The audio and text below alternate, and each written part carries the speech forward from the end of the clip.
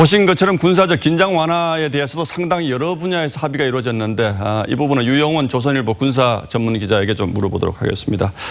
자, 어서 오십시오. 네, 안녕하세요.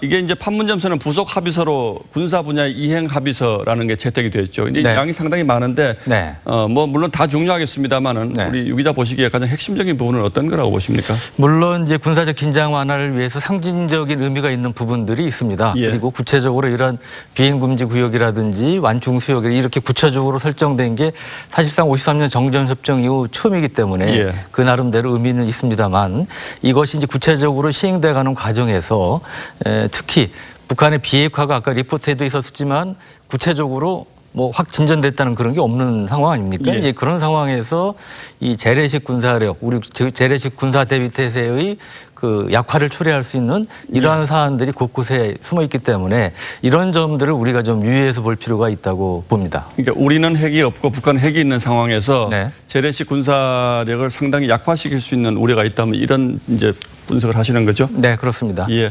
그럼 예를 들어서 네.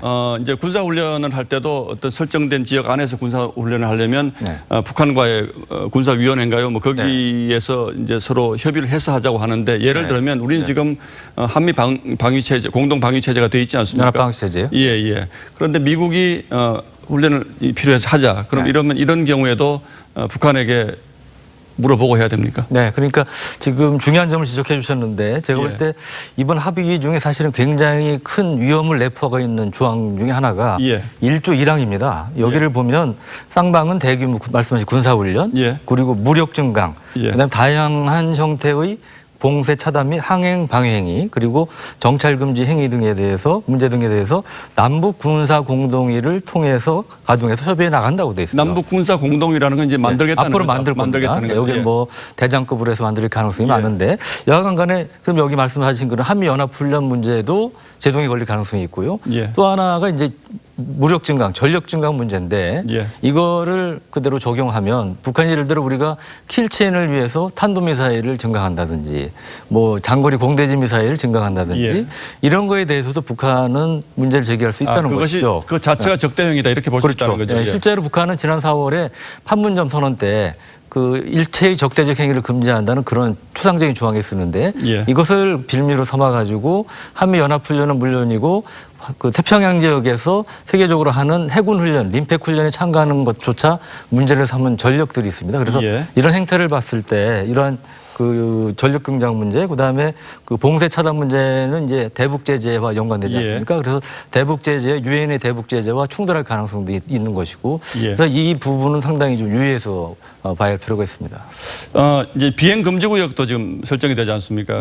거기에서 뭐 미군의 정찰기도 활동을 하고 또 우리 군의 정찰기도 활동을 할 텐데 이제 이렇게 되면 북한군 동향 파악하는 것도 이제 사실상 상당히 좀 제약이 있겠군요. 그렇죠. 이제 이제 어떤 분들은 이제 정찰 이송도 있고 뭐 유투 정찰기도 있는데 저도 뭐 그런 생각입니다. 뭐 20에서 40km 뒤로 뭐 빼서 감시하면 큰 문제가 있겠네 이렇게 생각하시는 분들도 있는데 이제 그런 것들이 사실 항상 감시할 수 있는 것이 아니기 때문에 뭐 중소형 무인기라든지 아니면 DMZ의 일정 거리 이남에서 이렇게 DMZ를 따라서 비행하면서 정찰하는 이제 한미군의 전술 정찰기라든지 이런 정찰기들이 정찰 감시 역할이 필요합니다. 근데 이번에 이제 비행 금지 구역 설정에 따라서 이런 활동이 좀 어려워지기 때문에 우리 한미 양국군의 대북 감시 능력이 있어서 약화가 초래될 수밖에 없는 부분이 있고 특히 서울을 위협하는 북한의 장사 점포가 한 340문 정도 되는데 여기에 대한 감시 능력도 약화될 것으로 우려가 되고 있습니다.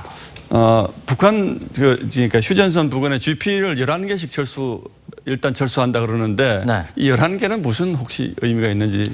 그러니까 상징적으로 남북 간에 원래 군사분계선에서 중심으로 2km씩 떨어져 있게 돼 있었는데 이게 남북 양측 특히 이제 북한 측은 더 남쪽으로 많이 전진 배치가 돼 있어요. 그래서 GP가 1km 정도 이내로 가까워진 곳이 10여 곳이 있습니다. 그것을 이제 가장 가깝게 접근해 있는 1km쯤 접근해 있는 GP를 11개 선정해서 이번에 이제 시범적으로 철수하는 것이죠. 백령도에 이제 해병대가 있지 않습니까? 네. 이 백령대 해병대 훈련도 그러면 뭐 내려와서 해야 된다 이런 얘기를 제가 들은 것 같은데. 네, 그렇습니다. 지금 왜 이번 합의에 따르면 예. 원칙적으로 이 덕적도부터 북한 초도 그 범위 내에서는 완충 수역이라고 그래서 예. 사격 훈련, 기동 훈련을 못하도록 돼 있습니다. 예. 근데 지금까지 이제 그 백령도 연평도 그 안에 들어 있어요. 예. 그렇기 때문에 지금까지 백령도 연평도에서 하던 K9 자주포 사격 훈련이나 이런 것들은 섬 내에서 이제 못하고 예. 육지로 이제 병력이 와서 육지에 있는 K9 자주포 등 갖고 훈련을 해야 될 상황이 됐습니다. 그럼 백령도에 있는 우리 부대들은 예를 들자면 경계 업무만 하는 것이고 그렇죠. 뭐 훈련 같은 건 일체 이제 못 하게 되는 그런. 그러니까 뭐 훈련, 예. 포를 쏘지 않는 이런 훈련을 할 수 있죠. 예. 하지만 이제 실제 포를 포사격 쏘는 뭐 이런 사격이라든지. 훈련들은 이제 어려운 상황이 됐습니다. 예, 핵심적으로 보면 뭐 물론 이제 이렇게 북한이 이제 도발이 완전히 멈춰서 한반도 또는 휴전선 주변의 평화가 완전히 정착이 된다면 뭐 더없이 뭐 좋은 일이겠습니다만은 네. 이제 유 기자 지적도 있습니다만은 일단은 어쨌든 대치하고 있는 상황이어서 우리 군의 좀 안보 공백 뭐 이런 부분들이 걱정이 된다 이렇게 정리를 할 수가 있겠군요. 네, 그렇습니다. 예, 조선일보 유영원 군사 전문 기자였습니다. 고맙습니다. 네.